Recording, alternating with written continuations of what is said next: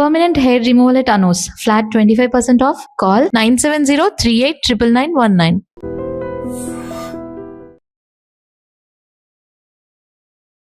నమస్తే, welcome back to YT media. నేను మీ ఝాన్సీ. మన ఆయుర్వేదం ప్రోగ్రామ్కి అందరికీ స్వాగతం. మీ ఆరోగ్యాన్ని కాపాడే ప్రయత్నం మేము చేస్తున్నాము. మేము చెప్పిన మీరు పాటించండి, చక్కగా ఆరోగ్యంగా ఉండండి. ఈరోజు మనం 35 ఏళ్ళకు పైగా ఆయుర్వేద వైద్యంలో ఆయుర్వేద వైద్యాన్ని అందిస్తూ అందరినీ ఎవరైతే డిసీజెస్ నుంచి వస్తున్నారో చక్కగా ఒక మంచి పరిష్కారం వాళ్ళకి ఇస్తూ వాళ్ళందరికీ నిజంగా చెప్పాలంటే ఒక దేవుడిగా నిలుస్తున్న ట్రెడిషనల్ హీలర్ ఇంకా హెర్బలిస్ట్ ఆంజనేయరాజు గారితో ఉన్నాము, మాట్లాడేద్దాం. నమస్తే సార్. నమస్తే అండి. ఎలా ఉన్నారు సార్? బాగున్నానండి సార్. మనం తినే ఫుడ్ మనకి ఇప్పుడు ఏదైతే తింటున్నామో మనం అట్లనే బిహేవ్ చేస్తామంటారు. అంటే మన పొట్టలో ఏదైతే వేస్తున్నామో ఆ బిహేవియరే మనకు వస్తుంది అని చెప్పి. నిజంగా మనం తినే ఫుడ్కి బ్రెయిన్కి కనెక్షన్ ఉంటుందా? ఎట్లాంటి ఫుడ్ తింటే మనకి ఎలాంటి ఆరోగ్యం ఉండాలి, ఎలాంటి డిసీజ్ రాకుండా ఉండాలంటే అసలు ఎట్లాంటి ఆహారం తినాలి? అంటే మన శరీరం ఎదుగుదల పుట్టినప్పటి నుంచి ఇంత రూపానికి ఈ వయసుకు వచ్చి ఇంత పెద్ద శరీరంగా ఏర్పడి మన బాడీ అంటూ నిర్మాణం అయిందంటే దాని ఆహారం వల్లే కదండి. అందుకనే ఆహారం అనేదే మోస్ట్ ఇంపార్టెంట్. చిన్నతనం నుంచి పెద్ద అయ్యే వరకు కూడా ఆహారం వల్లే మన ఎదుగుదల కానీ మన ఆలోచన కానీ మనకు వచ్చే డిసీజెస్ కానీ అన్నీ కూడా దాని మీద ఆధారపడి ఉంటాయండి. పూర్వకాలం 2 సార్లు తినేవారండి, లేకపోతే 3 సార్లు. 3 సార్లు కూడా ఏంటి, బాగా పొలంలో కష్టపడి పనిచేసేవాళ్ళు సద్దన్నం తిని మళ్ళీ మధ్యాహ్నం తిని సాయంత్రం తినేవారు. వాళ్ళు వర్క్ చేయడం వల్ల తిన్నది అరిగిపోతుంది తొందరగా. మిగిలిన వాళ్ళు ఏంటంటే ఇంట్లో కూర్చునే వాళ్ళు, పెద్దగా కష్టపడిన వాళ్ళు అందరూ కూడా ఉదయం 7-8 తినేస్తే మళ్ళీ రాత్రికే తినేవారమ్మ. తర్వాత టీలు ఇలాంటివి వస్తే ఏమన్నా ఒక టీ తాగిపోరేమో. అంతకు ముందర ఆ సిస్టమ్ కూడా లేదు. ఎప్పుడైనా పండగ వస్తే రకరకాలు పండగ అంటే ఇంక పండగలాగే ఉండేది. ఇప్పుడు డబ్బున్నవాడికి రోజు పండగే, అన్ని రకాలు దొరుకుతున్నాయి, అన్నీ కొనుక్కుంటున్నారు. ఎప్పుడైతే అన్నీ కొనుక్కొని తింటాం మొదలు పెట్టారో అప్పుడే పోయిందమ్మా ఆరోగ్యం. ఎందుకంటే అప్పట్లో కాలమాన పరిస్థితులను బట్టి, వాతావరణాన్ని బట్టి ఆ వచ్చిన పండగ ఏ కాలంలో వచ్చిందో దానికి సరిపడి ఒక పిండి పదార్థాలు కానీ, స్వీట్లు కానీ, హాట్లు కానీ చేసుకొని తినేవాళ్ళు. ఒక మెడిసిన్ లాగా మనకి చేశారమ్మా. అది ఆ టైంలో ఈ బాడీకి ఏం కావాలి, ఈ పండగకి ఈ వాతావరణం ఎలా ఉంది, చలిగా ఉందా వేడిగా ఉందా, ఇప్పుడు ఏ పదార్థం తింటే శరీరం ఆరోగ్యంగా ఉంటుందని ఆలోచించి దాన్ని ఒక పిండి వంటగా కానీ ఒక హాట్గా కానీ దాన్ని అరేంజ్ చేయటం జరిగింది. ఇప్పుడు 365 రోజులు అన్నీ దొరుకుతున్నాయి. అవి కాకుండా అన్ని దేశాల ఆహారాలు దొరుకుతున్నాయి. రుచులు పెరిగిపోయినాయి. 2 సార్లు తినేది 4-5 సార్లుకి వెళ్ళాం.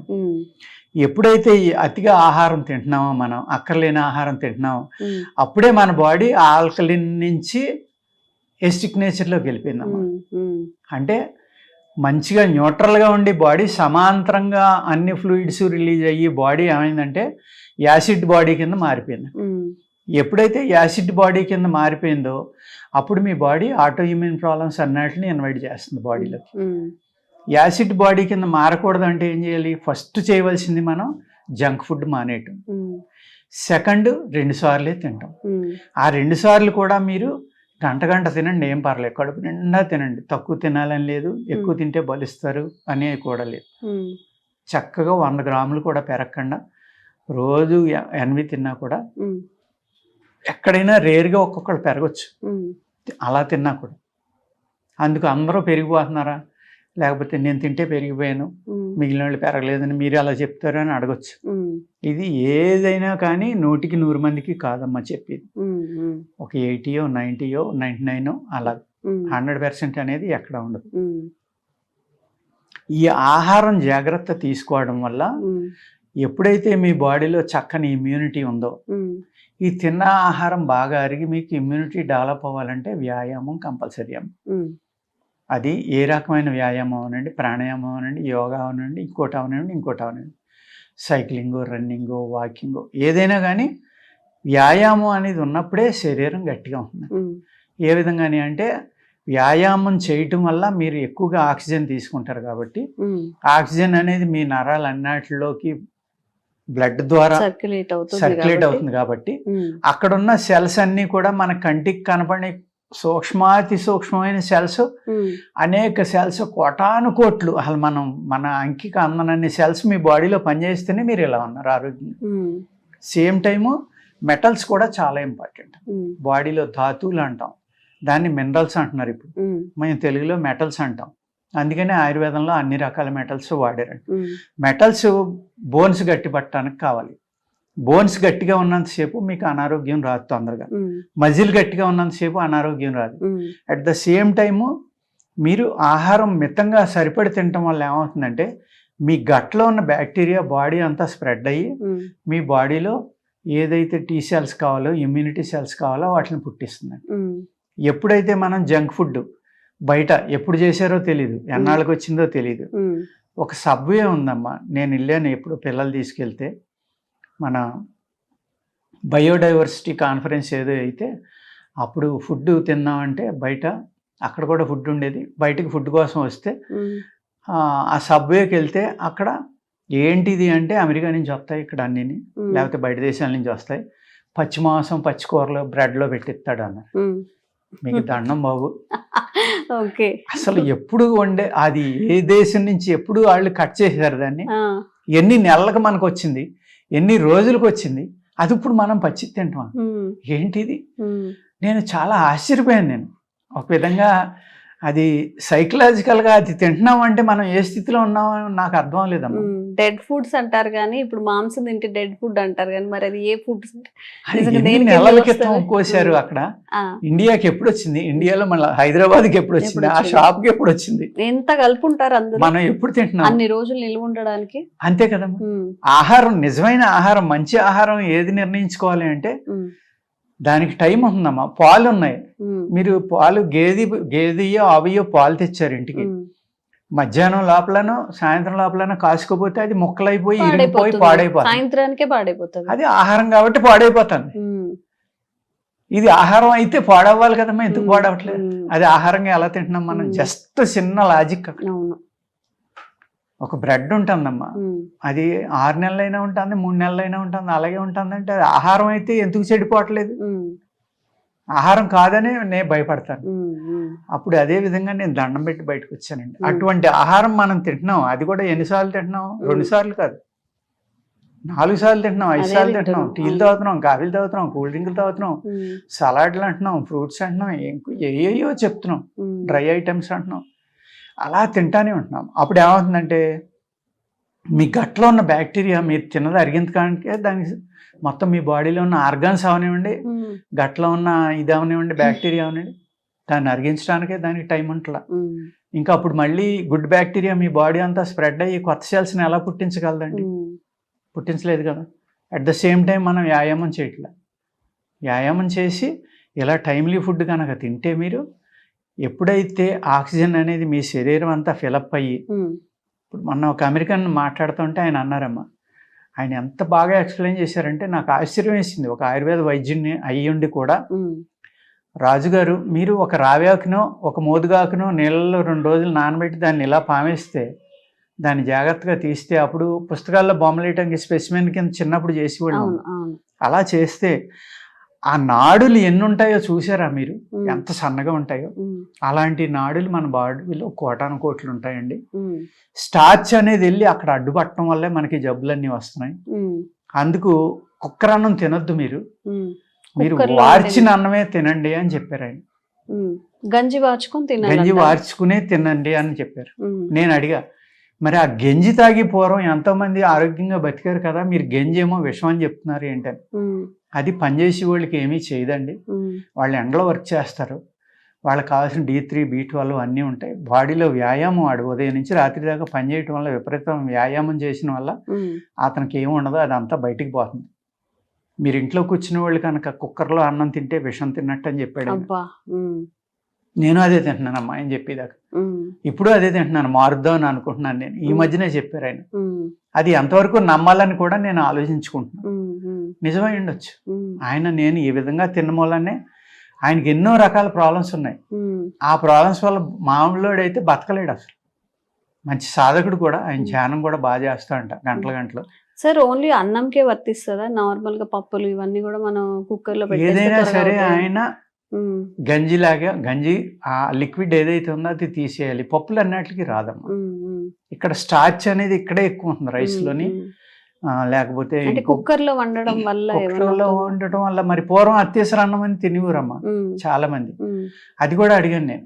మరి పూర్వంకి అంత పెసరపప్పు వేసి కంచు గిన్నెలో అత్యవసర అన్నం వండుకునే బెల్లం నెయ్యి వేసుకుని తినేవారు, అలాగే కూరలు కలుపుకుని తినేవారు. మరి వాళ్ళందరూ 90 ఏళ్ళు 100 ఏళ్ళు బతికారు, ఫ్యాట్ లేకుండా, అనారోగ్యం లేకుండా. ఆ రోజుల్లో ఫుడ్లో అన్నీ ఉన్నాయి, వాళ్ళు ఏమీ లేవు. మనం తినే దాంట్లో విటమిన్స్ ప్రోటీన్స్ ఏమీ లేవు, భూమిని పూర్తిగా పాడు చేశారు కాబట్టి మనకు కావాల్సిన ఆహారంలో రావట్లేదు. రానప్పుడు మనలో ఇమ్యూనిటీ లేనప్పుడు ఈ స్టార్చ్ అనేది మ్యాక్సిమం మనకి ఇబ్బంది పెడుతుంది.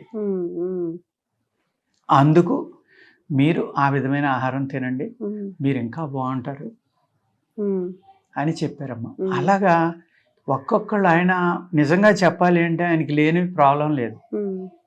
కిడ్నీలు సరిగ్గా పనిచేయవు, హార్ట్ సరిగ్గా పనిచేయదు, ఎన్నో రకాల జబ్బులు ఉన్నాయి. అయినా ఆయన హ్యాపీగా తిరుగుతున్నారు. రోజు 10,000 స్టెప్స్ నడుపుతారంట, పెద్ద బిలియన్స్లో వ్యాపారం చేస్తున్నారంట. నేను ఎంత హ్యాపీగా ఉన్నానో చూడండి, ఓన్లీ నా ఫుడ్ వల్లే నేను ఇలా ఉన్నాను అని చెప్పారు. అలాంటి మనకు తెలియంది ఎవరు చెప్పినా దాన్ని వినాలమ్మా, దాని గురించి ఆలోచించాలి. నేనే తెలివైనవాడిని అనుకుని నేను చెప్పేది రైట్ అనుకుంటే అది కరెక్ట్ కాదని నా భావన. మనకు తెలియని విషయం చిన్న పిల్లలు చెప్పినా దాన్ని తప్పనిసరిగా తెలుసుకోవాలి. ఆ విధంగా తెలుసుకుంటేనే మన నాలెడ్జ్ పెరుగుతుందమ్మా. ఆయన ఆహారం గురించి చెప్పినప్పటి నుంచి నాకు కొంతమంది పేషెంట్లను కూడా ఆయనకు అప్పచెప్పడం జరుగుతుంది. ఆయన రిక్వెస్ట్ చేశాను, నేను మిమ్మల్ని మీ టైం చాలా వృధా చేస్తాను, నేను చాలా పెద్ద బిజినెస్ మ్యాన్ని అంటే కుదరదు, ఎంతో మందికి మీరు సహాయం చేయాలి, నాకు ఈ ఆహారంలో నేను ఎక్స్పర్ట్ని కాదు కాబట్టి మీరు దాంట్లో దాన్ని అనుభవించి దాన్ని ఎంజాయ్ చేస్తున్నారు కాబట్టి కొంతమంది పేషెంట్లు మీకు ఫోన్ చేస్తారు అంటే తప్పనిసరిగానండి నాకు చేయమనండి అని ఆయన DRDO లెవెల్లో రీసెర్చ్ చేస్తున్నారు. ఒక వాళ్ళు ఆ లోపల ఉండిపోవడం వల్ల హెవీ వెయిట్ వచ్చేస్తే ఆ వెయిట్ తగ్గడానికి అది ప్రోగ్రామ్ చెప్పమంటే చెప్పారు ఆయన. అలా చాలా మందికి చెప్తున్నారమ్మా ఈ మధ్యన. ఆ విధమైన హెల్ప్ కూడా తీసుకుని మనం వైద్యం చేయాలి. ఎవరి దగ్గర అంటే ఏది ఉంటే మంచిది అది నా పేషెంట్లు అందరికీ అందించాలని తప్ప నేను వాళ్ళ దగ్గర ఏదో నేనే పైసలు తీసుకుని నేను ఇచ్చిన దానికే తగ్గించేయాలి, నేను ఇచ్చిందే తగ్గిపోతుందని ఎవరితోటి మాట్లాడి. ఆ విధంగా చేస్తాం. మనం పేషెంట్ని ప్రేమగా చూసి వాళ్ళ ప్రాబ్లమ్ని అర్థం చేసుకున్నామా మనం చేస్తే కనుక డెఫినెట్గా తగ్గుతాయి. ఇక్కడ మేము చెప్పి పథ్యం ఏదైతే ఉందో ఆయుర్వేదంలో పథ్యం అనేది ఆహారం. ఆయుర్వేదం అంటేనే ఆహారం, ప్రకృతి. అందులో మళ్ళీ పథ్యం అనేది ఎందుకు చెప్తున్నాం మేము? దానివల్ల మీకు ఉన్న సైడ్ ఎఫెక్ట్లు పోతాయి అన్నమాట. మీలో ఉన్న శక్తి పెరుగుతుంది తప్ప తగ్గదు. ఏదైతే శక్తి కోసం ఇచ్చామో ఆ శక్తి ఎక్కువ బలమైన ఆహారం, ప్రోటీన్, హై ప్రోటీన్ తినేవాళ్ళు పులుపు తక్కువ తినాలి, చింతపండు ఆహాలు తినకూడదు, మిగిలిన పులుపులు తినాలి. ఈ విధంగా ఈ పులుపు అనేది ఎక్కువ తినడం, ఎక్కువ ప్రోటీన్ తినడం వల్ల ఏమవుతుంది, ఎక్కువ ప్రోటీన్ అరగటానికి చాలా టైం పడుతుంది. ఈ టైం పెరిగే కొద్ది అందులో ఎస్టిక్ నేచర్ పెరుగుతుంది. దానికి సాయం మళ్ళీ మీరు యాసిడ్ తిన్నారనుకోండి ఏమవుతుందండి, రకరకాల ప్రాబ్లమ్స్ వస్తాయి. అందుకేంటంటే ఆయుర్వేద శాస్త్రంలో బలానికి వాడే లేహ్యాలు కానీ బలానికి వాడే చూర్ణాలు కానీ ఏవి తిన్నా కూడా చింతపండు తినొద్దని చెప్తారు. అలాగా ఆహారమే సగం ఆయుర్వేదంలో, సగం ఔషధం ఆహారం. ఆహార నియమం వల్లే చాలా వరకు తగ్గుతాయి, మిగిలింది మేము ఇచ్చిన మందుల వల్ల తగ్గుతాయి. అందుకు గట్ హెల్త్ అనేది, మన ఆరోగ్యం బాగుండాలంటే గట్ అనేది చాలా అంటే చాలా ఇంపార్టెంట్. దాన్ని జాగ్రత్తగా చూసుకుంటే మనకి 99 ప్రాబ్లమ్స్ రాకుండానే ఉంటాయి.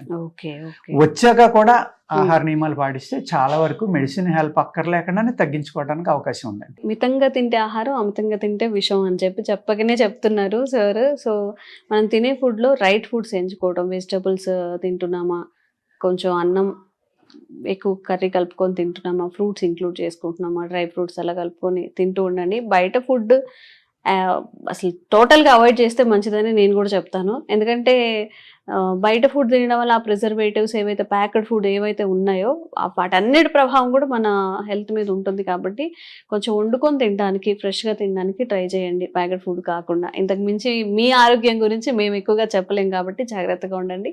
Thank you so much sir. నమస్కారం. Sir, one life lesson what medicine has taught you. Whatever you can do without expecting.